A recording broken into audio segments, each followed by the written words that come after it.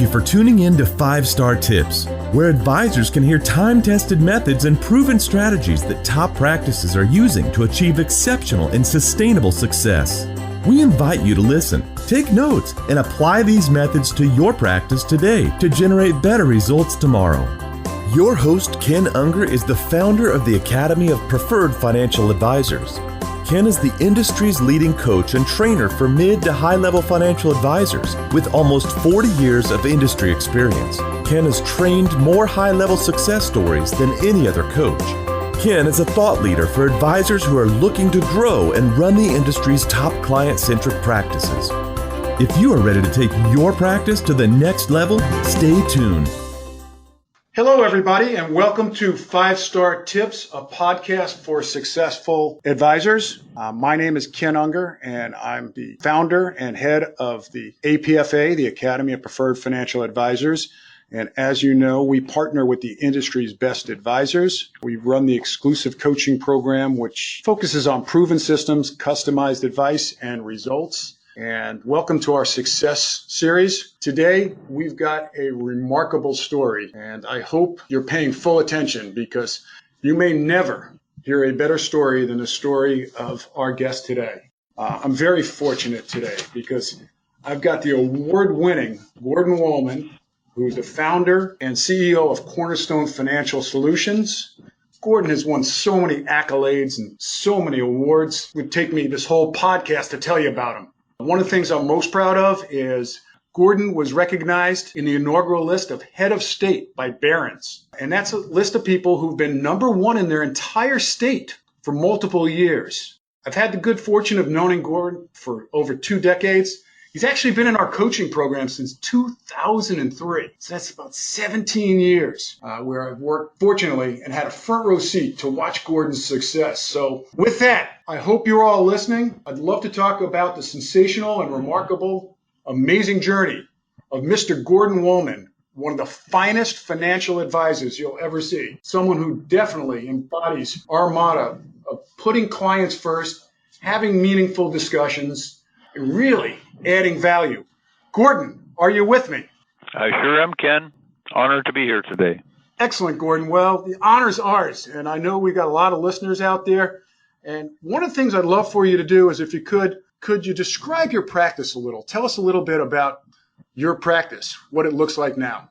Well, currently we have 4 different advisors that are on the team, and we have 11 support people full-time and 2 other part-time.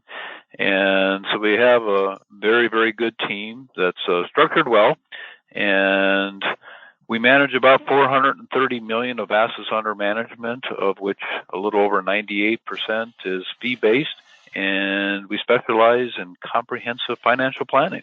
Well, Gordon, that sounds easy. I mean, I know, you take a look at that, but let's dial the clock back. When I met you in 2003, I know I remember, and I easily looked at my notes and, based on our relationship, I know what I've done with you, but tell me what your practice looked like back then.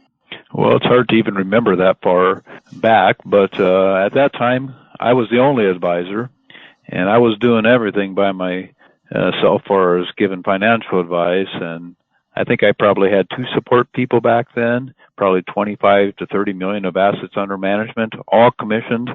Every year we had to start over from the beginning and probably working 80 hours a week and no free time. And so we were grinding hard at that time, Ken. It's funny, Gordon. I hear people throw around terms like, I want to grow 10X. I want to do this. And when I look at success stories, you went from, and I remember that, $25 million of business was much different back then.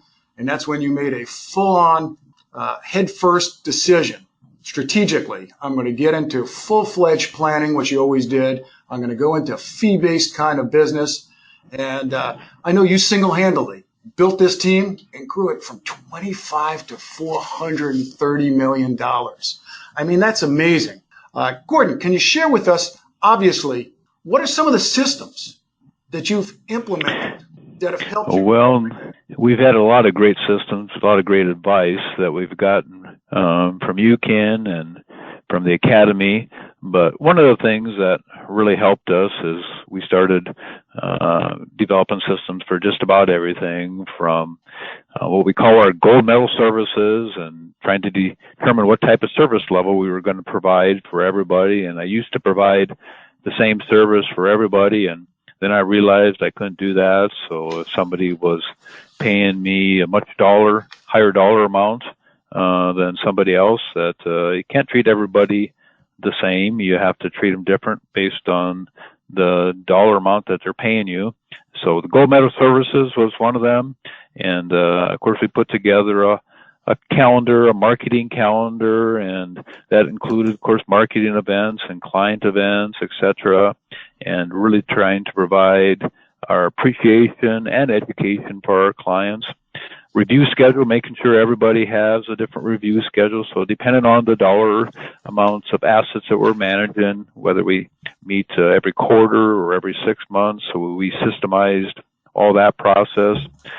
We systemized our first appointment, our second appointment, and so we systemized pretty much everything. And then we systemized seminars, and so many years ago we started doing seminars, and we systemized those. And for a long time, we did 2 a month for many years. But we put together a lot of different processes, and so for anything that we do more than 2 to 3 times, we create a process for it. But that's one thing that Ken has really helped us with over the years, is building systems for everything we do. And that's just a small example of some of the systems that we have. Well, and Gordon, one of the things I respect about you is you develop great systems, like you said, a menu of services that clearly not only attracts but services exceptional accounts. You created repeatable processes for client meetings, whether it be an initial discovery meeting or some sort of recommendation meeting or even your review process. You've stuck to a very systematized calendar where you know what types of events you're having and how you're servicing these clients on a regular basis. And, I know you add a tremendous amount of value. But one of the things I really respect about you, Gordon, and we talk about at our sessions, is there's 2 types of things that advisors do. Things that are strategic and things that are tactical. And you've been real good, I think, over the years at delegating some of those tactical things to others. Can you comment a little bit about delegation and building your team, Gordon? I mean, how are you able to make these strategic decisions to move forward as a firm when others get stuck and still get immersed in the tactics? Well, it's a good question. And of course, when you're early on in the business, a lot of us, and myself included, think you have to do everything and to know everything, and it's hard to give anything up. And so one of the things that Tom challenged us with, and Ken, is take a look at the value of your time and what you're good at. And so say, as an example, you determine the value of your time is $100 an hour when you're client facing, and take a look at anything else that you're doing where the value is less, that if you can pay somebody $20 an hour to do something, what a trade-off to be able to do that. So I really started to focus on what is it that I'm really getting paid to do. And Tom used to always say there's only 2 things advisors need to be concerned about. Rule number 1, always be meeting with clients and prospects. Rule number 2, remember rule number 1. So I really started to focus on just that part, and there's other things you have to do too, but trying to have 80% of what you do, meeting with clients and prospects, and then delegating everything else. And so it's all part of building a team. But if I take a look at a lot of advisors in the industry, they maybe have 5-6 appointments per day, and we have more than that, or I should say 5 to 6 probably in a week, and we have more than that in a day. So it's really trying to focus on what you do, and being willing to delegate everything else. But you have to be, of course, find the right team members that are competent, where you can feel comfortable delegating. But that has really helped us. So really focusing on seeing clients and prospects and focusing on what we're supposed to be doing, and delegating everything else and being willing to do it. So, Gordon, what you're saying is basically you figured out what's the most valuable use of your time, what's the highest and best uniqueness of Gordon, and as a lifetime learner who knows the business, you know what other advisors should know. It's being with clients. Yeah, it's being with clients and prospects and not coming to work and spending your time reading the Wall Street Journal and not doing service yourself and not doing trades yourself and finding other competent people that can do that and much better than I can, and focusing on meeting with clients and prospects and helping them solve problems and coming up with solutions. And that's what we really get paid to do, and finding other competent people that can do the other stuff much better than I can. Well, and Gordon, one of the things I know about you, because, obviously we've been together for over 17 years on an annual basis, but I know you much longer than that. You're a lifetime learner who really, I believe, puts clients first, but you're also proactive in your advice. Could you comment a little bit about, one of the things I've heard from other participants and you as well is, how can you use tax planning, for example, as a proactive service? Does it separate you from advisors? What can you do? Well, as Tom Gow used to always say, investments are a matter of opinion, taxes are a matter of fact. And so there's very few people in our industry that actually review the tax returns. So we're really trying to separate ourselves by making sure that we do that along with other things. So as an example, when we take a look at the tax return, and if they're 70 and a half years old and with the standard deduction having doubled now, most people are no longer itemized. But most people give charitable contributions. So the reality of it is, if you're 70 and a half plus and you have an IRA, and if you aren't able to itemize, your charitable contributions really should come out as qualified charitable distributions. And that fact is coming out income tax free, going directly to the charity. So if you can show a client how they can save $4,000 or $5,000 a year just by having the check go through your office, that's a real value. Likewise, when you look at the tax return, maybe there's years where there's lower income and doing partial Roth conversions. Likewise, maybe, they could be sticking more money in their 401k, or maybe they're self-employed. Maybe they qualify for a solo 401k or a SEP IRA. Maybe they're not even familiar with those things. So we don't do tax returns, but we have our clients bring in their taxes every year. Our goal is, we always tell people, we don't do taxes, but we want to help you save money on taxes. And so it's very rewarding if you can show somebody, how they might be able to save on taxes. So, Gordon, you embody the spirit that we try to teach at our class, which is you're not concerned about who's preparing the taxes. You just want to reduce them. And like you said, QCDs, donor advised funds, funding Roths through conversions, funding Roths for kids and grandkids. I mean, you're showing these people ways that you can impact their lives and the lives of their wealth and their family. Do you find other advisors are doing this as well? I find that very few are. So normally if I have a prospect come into the office and we're looking at the tax return, and of course one of the questions that we usually ask is your current advisor, looking at your tax return, and normally the answer is no. And so very little of our competitors actually review the tax return, but it's really hard to do a good job as an advisor. So even if you're making a transaction in a non-qualified account, you should know the taxable event. Maybe you can make a transaction and the capital gain is actually taxed at zero. Maybe, there's some carryover loss, and, maybe the transaction is zero. So reviewing those tax return we find is very, very valuable. And so if you're really trying to have a competitive edge, of course, everybody offers investment ideas, but there's very few people that really cover all 5 areas of financial planning. And of course, there's nothing that most of our clients like better than if we can help them save money on tax. What an exceptional impact you make, Gordon. And I really, really applaud you on that. I want to shift gears for a minute here and talk about, I'm reading industry articles that are saying, people aren't getting referrals. Referrals are dead. And I know when I talk to the people, 350 plus practices that we're coaching, that's not the case. I mean, they're not just setting up referral cultures, they're earning and generating referrals. What do you see in your practice, Gordon? Do you still get a lot of referrals? Well, we do. And about 80% of our new business comes from referrals. And we don't do a hard ask, etc. We're just softly promoting them. But it all starts with being referable. So you have to be good at what you do. And so if you're not good at what you do, that you're not likely to get many referrals. But if you create the systems, etc., really give good advice, help people save money on taxes, and have a good client experience, and you have good education events, and you have appreciation that you're showing, and if you do all the things and have the systems in place, then the referrals come much, much easier.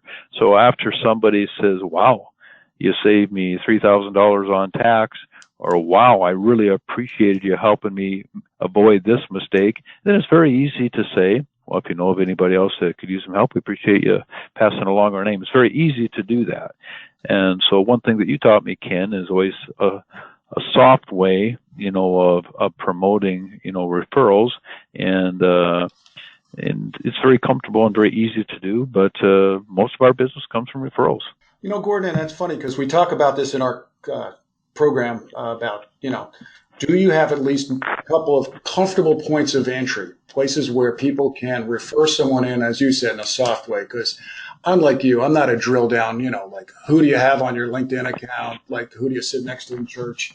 I don't like to be drilled down, and I won't drill someone else down, but we do have comfortable points of entry. And I was talking actually to Shelley, who's with you, about, your referral program and how many people are referring. And could you quantify for us, like Gordon, what would, I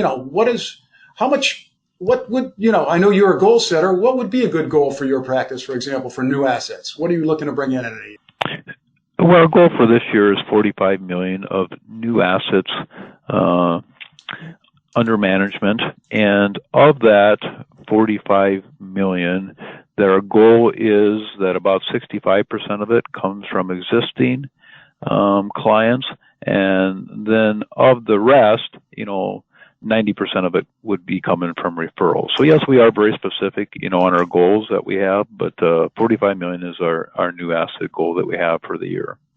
And I know, Gordon, you're specific and intentional, and I just want to, delineate something for all of our listeners out here. So, you're talking about this $450 million business where you have other reps who I know, obviously, people like Dan and Rochelle, and people who are really good at what they do. But the lion's share of it is this is a business that you built, and they really are, they're servicing reps who help you grow the business. But this isn't, 4 advisors banded together and you each brought in $100 million. Am I right? That would be right. The exception would be that we did have a buyout with one advisor for a small dollar amount, but most of it has been business that early on that I've built, and then over time, with your help, transitioned to other advisors. And so at one point, of course, I used to try servicing 1,100 clients myself, and in the process of doing that, you don't get very good service. And so now I'm much, much less than that. And so in the process of doing that, we transitioned, a lot of people to other advisors, and then they're giving great service and getting great referrals as well. And so, and of course, can you help me with the language, et cetera, how to transition a lot of our clients, or clients that I was serving, to other advisors. And of course, now they're doing a great job. And so, Gordon, you've built a team coverage approach, which obviously, meets everybody's expectations. I think it exceeds most expectations.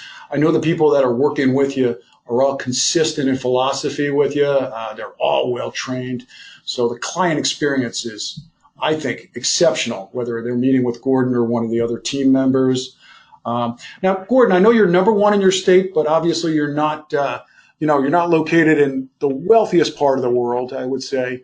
So I mean, every environment has its own challenges. I know you're not in an area that's densely like Beverly Hills, like where, every single home has a multi-million-dollar net worth to it.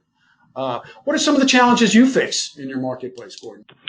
Well, we've had numerous challenges that we face, but the town that I live in, the population is 12,500, and it's a rural-based economy, and of course a lot of people would think that there's not many advisors in a small economy like that, and the reality of it is there's probably about 20 people that I compete with in a community of 12,500.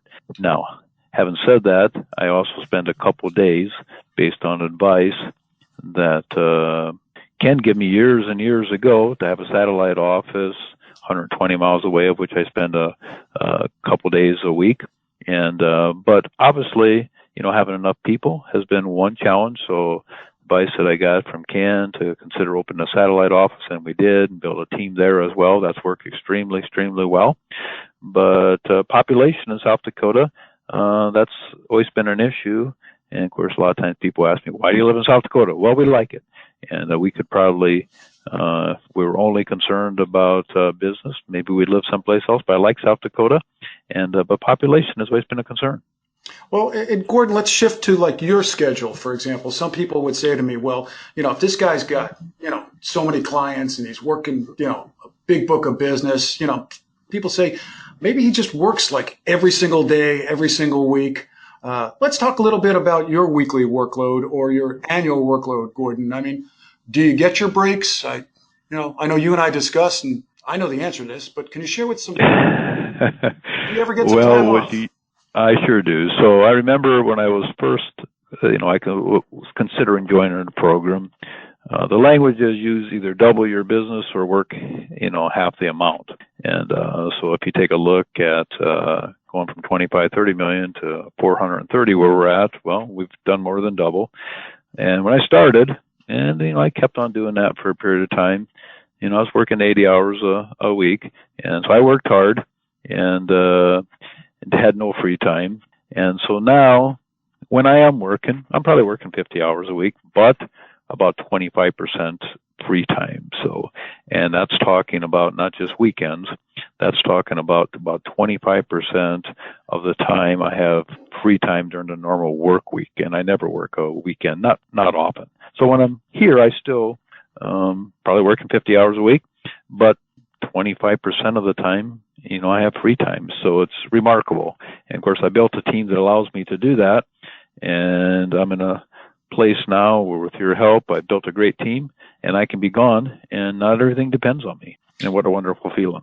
Well, and you know what, Gordon, I think I congratulate you on that, because I noticed over the years, like at first when I met you, like you said, you were a one-man band, so to speak. I mean, you were a guy who could do everything, and you were doing everything. You had one person working with you. So while you could delegate, you're a dot the I's, cross the T's, hardworking guy. I know your background. I mean, you grew up, no work was too much for you. You grew up on a farm. You're obviously a veteran, and I thank you for your service to our country. You're just somebody who, no challenge was too tough. No job was too difficult. You're the kind of guy, my dad always used to tell me, if you can't reach something, you find a ladder and you stand on that ladder and you learn how to reach it. Gordon, you embody what I learned growing up in the spirit of that. But well, thank you, Ken.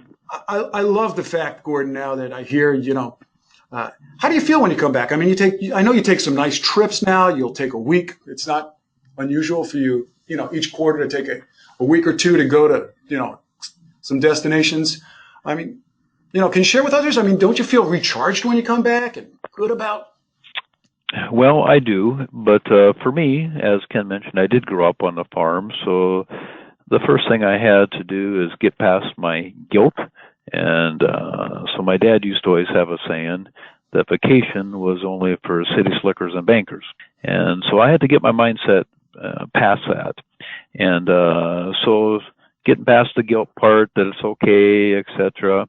And Ken used to always tell me that you need to have some time to recharge your batteries, etc., and more free time, etc. And so I'm past the the guilt part most times, but there's times when I might be gone for a month at a time, and many times 2-3 weeks, at a time. And so I have free time I have blocked out for a year or two, and so it's fun for me to take my wife and family to different places and not to have to worry about whether things are taken care of, but how completely different that is versus never being able to have any free time. And, it's one thing to have a successful business, but if you're married to it and you never have the ability to take off any time, that's given me a lot of freedom, and so freedom to not always have to be at the office if you don't want to be. So it's been wonderful. Gordon, I grew up in a similar environment. I know we've talked about this before with that workaholic dad my dad would say vacations for the weak or the sick. And I used to watch his stress levels, and as a child, I didn't understand it. As an adult, I know that's not what I'm interested in. And so neither are a lot of our listeners. They're saying, hey, I'd love to help people, which you do well. I'd love to impact their lives, but I don't want stress levels. And I love the fact that, you set up weekly goals for yourself and challenges, but also set up your boundaries. Gordon, can you tell me some of the major tasks and services that you've delegated over time? Servicing clients. What are some of the things that you say have really helped free you up? Sure. Well, what I've learned, of course, I started off slow, and have somebody else answer the phone, because this goes back a long time, and of course, eventually having somebody else being able to do all the service. But I remember when I first started your program, when people called in, they were always asking for me. So, finding the service associate and then training the clients when they call in, that they always ask for the service associate. And that took some effort, to be able to do that. And then finding a marketing person. So I used to like to do the marketing myself, finding somebody, that can do the marketing, and then finding somebody that can handle the technology, and, finding somebody that can do the day-to-day operations of the company. And so still being in charge, so to speak, but not running the day-to-day operations. So little by little, I've given up, thinking that I have to be responsible, or I should say still responsible, but, that you don't have to do everything yourself. So where I'm at today, I provided leadership for the firm and division, and I have certain clients that I meet, and, the big decisions I'm involved with as part of a leadership team that we have, and a great leadership team. But most of the day-to-day activities that take place in the office, I want to make sure that I know about them, etc. But I don't handle the day-to-day activities. And what a nice thing it is. I got other people that are much better than that are part of our leadership team, and I'm a part of that, but not everything depends on me. And so being willing to let go and let other people make decisions, and then giving them the resources to do it, but being willing to let go is a big thing. And so you've helped a lot in that area, Ken, so thank you. Well, Gordon, and something I really always respect about, and I thank you for that, but I've always respected about you and loved about your approach is, once you understood that your main executive level responsibilities were, as you said, strategy and leadership, you were willing to let go of all the tactics, and you understood that they might not do it in the exact Gordon fashion, but as long as it gets the result of Gordon level success, you could live with that, and not only live with that, but thrive with that. And it's amazing. Sometimes they can do it a lot better than what Gordon can do it. It's funny, Gordon. One of the things, I continually still tell people, and we're working with 350 great practices like yours, and, and I'm still amazed by is sometimes we think what we're doing is not replaceable. And you're right. I'm amazed by how good people can do things, and that we all can find people. But that's the hallmark. And you and I talk about this on very deep levels. That's the hallmark of great leadership, being able to find people that can not only replace us, but do things as good, if not better than us. So let me shift gears for a second, Gordon, and something I know and I've always respected about you. I remember the first time you looked at me in 2003 and said, "You mean you've got a coaching program and I'm not part of it? How come you didn't tell me?" And I said, I don't know. Let's get you in right now. What do you think about investing in your business, your time, your resources? I mean, how do you feel about investing in your business? Well, one of the things that, early on that I had to make a decision on, when you hire somebody new, it costs money. If you put on marketing events, it costs money. But I had to change my mindset. Rather than costing money, it's an investment. So as an example, if I can invest in somebody and the trade-off is, let's say my time is worth $100 an hour, example only, and if I can hire somebody for $15, $20 an hour, so the arbitrage on that, I mean, what a trade-off. Let's say I put on a marketing event, and let's say it costs $10,000. So one way of thinking about that is it's, an expense. Another way of thinking about it is it's an investment. So if you spend $10,000 on a marketing event, and a year later you got $30,000 of reoccurring revenue from that, I mean, what a trade-off. So for me, I had to have a change in my mindset, and for a lot of things, rather than an expense, it's an investment. And so what better investment could there be than pouring money back into your own business if you get those type of multiples early on, spending pouring just about everything back into your business. It's hard to beat the return that you can get from your own business. So now, Gordon, I know you like to tell people you grew up on a farm, and you like to sit back and say, I'm just a young guy who grew up on a farm, and we're both aging a little bit. We're not, even though we're not that old, but I got to say, academically and intellectually, you're as smart as anyone I know. So, you can fool some of the people some of the time. You're not fooling Ken even one bit. So you're trying to tell me that over 17 years, growing a $25 million business to a $450 million business has proved to be a pretty good investment? What do you think? I'd say a pretty good investment. And so you take a look at the reoccurring revenue and just the overall business. That's not the main reason why I do it. So the main reason why I'm in this business is I want to help people. And so you have to like to help people. So if you're only doing it for the money, I might suggest that you're in the wrong business. But obviously, being able to provide for your family, etc., that's important. But what I've learned is the best investment that I can make, and of course not the only ones that you make, but is usually put money back into your own business. But you have to take a look at everybody's different. Early on, though, there's always a risk. You hire a new person, is that gonna work out? You're gonna invest money or expense, however you want to look at it, at an educational event. Is that you're going to get your money back? You have to be willing to take a risk on that. Some do work, some don't.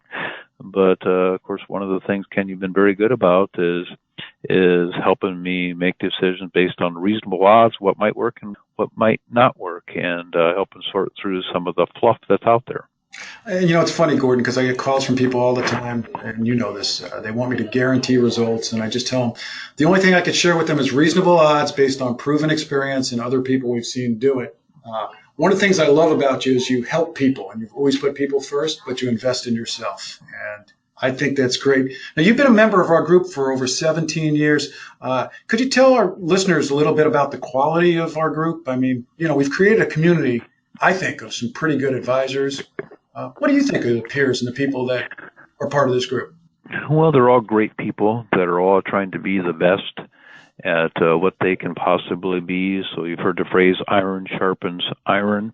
And so it's very motivating to be around other people that want to be the very, very best that they can be.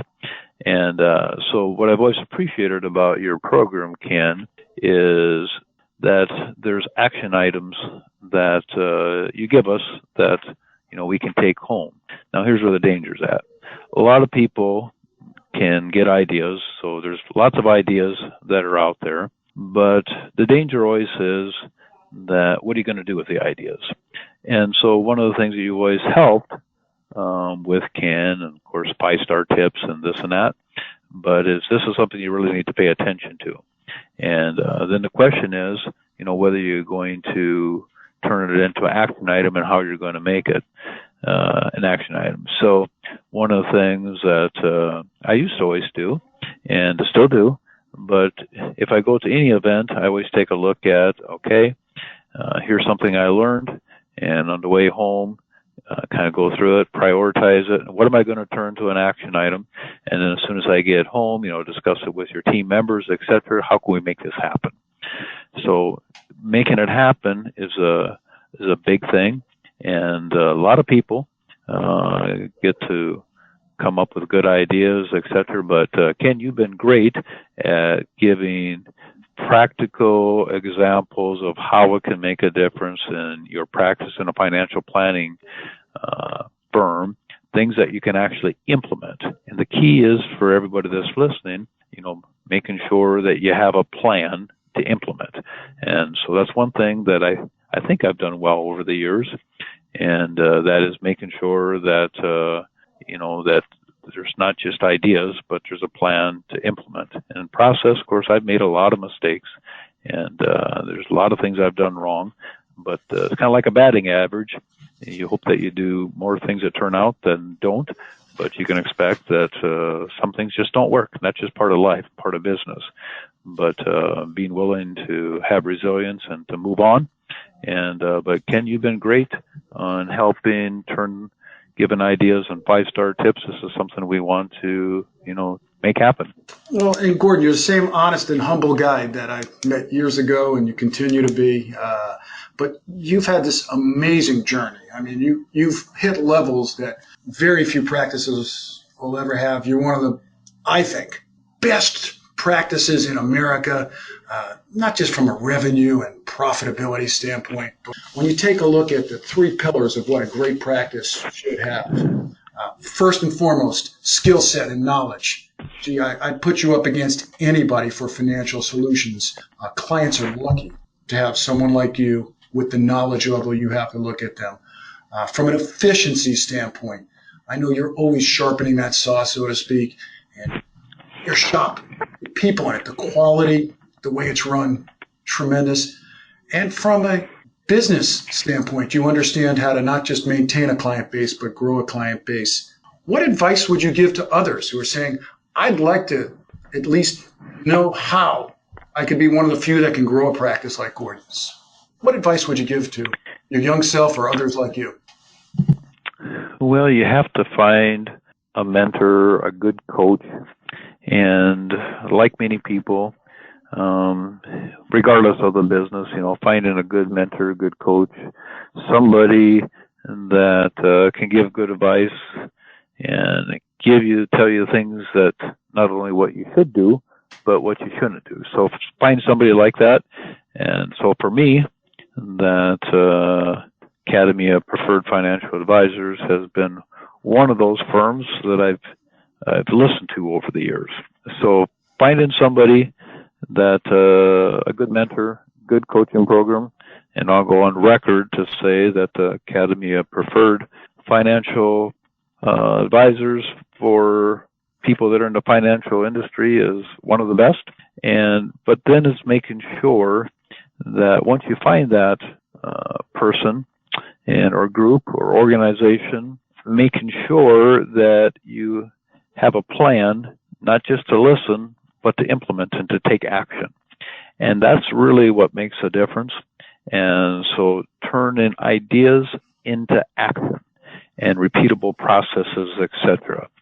And so for me, I have found this to be extremely valuable. And over the years, Ken, you've made a big difference in my practice, and I thank you for that. But one of the things I've noticed is that some people do, some people don't. So, of course, everybody gets to make a decision whether they want to have a coach in their life. Some do, some don't. Some people might attend a session. Some people will turn it to action items. Some people don't. But making sure that you have an action behind your plan and somebody that's responsible for implementing it, I find that to be extremely crucial. So, Ken, you've made a big difference in my financial planning life, and not only that, but also in my family life by allowing me to have more freedom and free time And so thank you for that. Well, Gordon, it's been an honor. I mean, I've watched you grow, and no challenge. You did it as a young man. Now you're far from old. I mean, you're in your prime earning years, so to speak, and I think you're still killing it. I know Gordon, you're not done yet. There's more in the future. We'll see more of Gordon Wollman. Like I said, when Barron's put together this list of head of state, and they said, okay, who's been number one in their state for multiple years?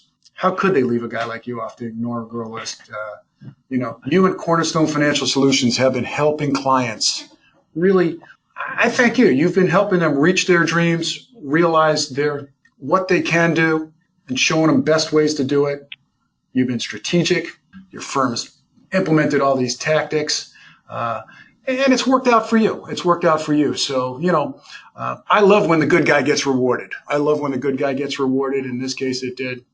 So anything else you think we should be sharing with people that we've missed? Well, one thing I want to make sure of is that thanks to your help, Ken, there has been many years that we have been number one in our state, but sometimes number two and sometimes number three as well. So not always number one. But Ken, you've just been awesome with your organization and helping. So for anybody that's out there listening, I encourage you to really give serious attention to whether you want to be a part of a coaching program or not. And if you're looking for the status quo, then of course this program probably isn't right for you. If you want to be the best of the best, and I can tell you that this program can really help, and then you have to be willing to listen. And for me, I think one of the things that helped me is that there's a lot of things that I just did. And so it's not like arguing about this and that, and I just did it. And so I trusted your expertise, Ken, and so for most things, I just did. And it's not like arguing and debating and et cetera, and I just made it happen. And so I thank you for that, Ken. But for all the listeners out there, you have to decide. This program clearly isn't for the status quo, but if you want to be the best of the best in financial planning, I would suspect that anybody can have very similar results to me if you're willing to make a commitment. And so I'm quite confident that if I can make it happen, anybody that's out there listening can make it happen as well, and probably at a better level than I can. Gordon, you say that, and I got to stop you there because I got to tell you, for the last 17 years, the one-on-one conversations that I've had with you have been some of the not just most memorable, better, but most, people ask me all the time, Ken, are you always so enthusiastic? How do you maintain that level of enthusiasm? And as any listener could tell, you get the chance to talk to a guy like Gordon Wollman one-on-one like I do with the 300 plus people that we coach. How could you not maintain a high level of enthusiasm and excitement? And I leave you with that last question, Gordon. How do you, after all these accomplishments, after all these things you've done, you're running a big firm, you get to go anywhere you want around the world, you're actually, as you know, you're financially comfortable and set for life, you're helping clients. How do you stay motivated even after all that, Gordon? What keeps you moving forward? Well, for everybody it's different. For me, I like to try being the very, very best that I can be based on the skill sets, talents that God has given me. And so I don't compete against anybody else other than compete against myself. So I just want to be the best I can be. And so if there's a session on how to reduce taxes, I want to know how I can make a difference in our clients' lives by reducing taxes. If there's a session on becoming more efficient, and I want to know how I can become more efficient. If there's a session on, really trying to wow your clients, I want to know how I can wow my clients even more than what I do now. So it's all about trying to find your passion, and your purpose. But for me, it's about collectively together as a team. It's not just about Gordon, about the team, and seeing what we can make happen together as a team. And for me, that's exciting. If you have the right team members, it can be really, really exciting to see the difference that you can make together.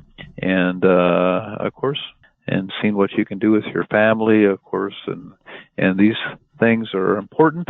And in a business that supports those things as well. But as my wife often tells me, I'll probably never be able to retire because I love what I do. And my team knows that, I think, and love what I do. And so, yes, I'm not working as hard today as what I was 10 years ago and 20 years from today. I hope to still be in the business. I'm 54 years old, and because I like what I do, but I don't plan on probably working at the same pace 20 years from today that I am now either. But so for me, motivation is not hard, but it's always trying to sharpen the saw. So the danger always is becoming complacent, and so I try to guard against becoming complacent. Well, Gordon, on behalf of the entire industry, your clients, and the APFA, I just want to say we're all lucky to have Gordon Wollman and Cornerstone as active members of the financial planning community, because thanks to your effort, thousands of people are in a better place, and so are all our petitioners, and I'm sure every single listener. So I want to thank you for your time today, Gordon. It's always an honor whenever You're welcome. I connect. So thank you, folks, and I hope you've enjoyed this. You've had the luxury of listening to Gordon Wollman, founder and CEO of Cornerstone Financial, one of the industry's best and most respected advisors and business owners. Gordon, again, I thank you for your time. You're welcome. Thank you for listening to this episode of 5-Star Tips.